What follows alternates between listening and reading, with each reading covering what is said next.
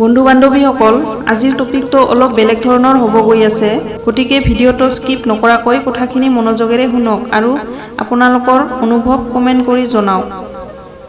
লাইমলাইটত কটা গছৰ কেঁচা গোন্ধ। গছপ্ৰেমীয়ে পথৰ দাঁতিত যতনেৰে ৰুই থৈ যোৱা গছপুলিটোৰ বাঁহৰ ঘেৰটো কোনোবাই বগৰাই থৈছে। ৰ'ব দেই অলপ, ঘেৰটো উঠাই ভালদৰে পুতি থৈ যাওঁ। দায়িত্ব জানো ৰ'ব কৰে? মই ভাবোঁ দায়িত্ব আমাৰ দৰে পথচাৰীৰো আছে। বলক হৈ গ'ল।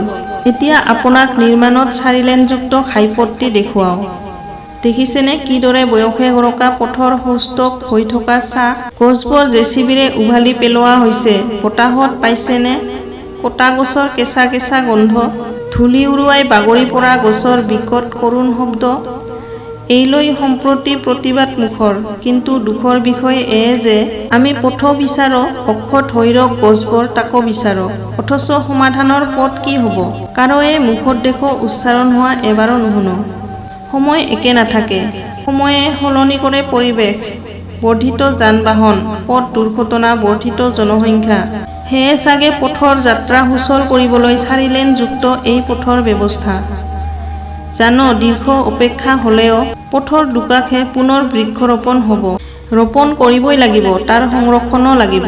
আহকচোন পথ শোভিত কটা গছৰ পিছফালখিনি আপোনাক এবাৰ দেখুৱাওঁ।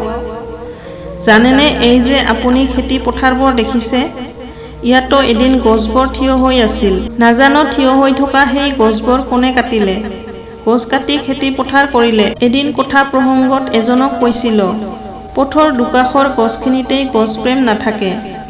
ভাগ্যে মোক চুই নিকিলালে। মোক এটা সঠিক সিদ্ধান্ত দিব পাৰিবনে? কিদৰে গছ নকটাকৈ পথটো নিৰ্মাণ হ'ব পাৰে জানো?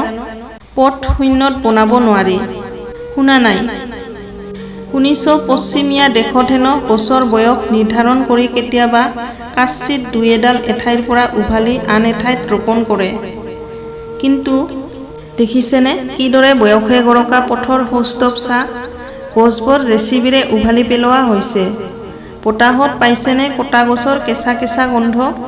ধূলি উৰুৱাই বাগৰি পৰা গছৰ বিকট কৰুণ শব্দ। এইলৈ সম্প্ৰতি প্ৰতিবাদ মুখৰ।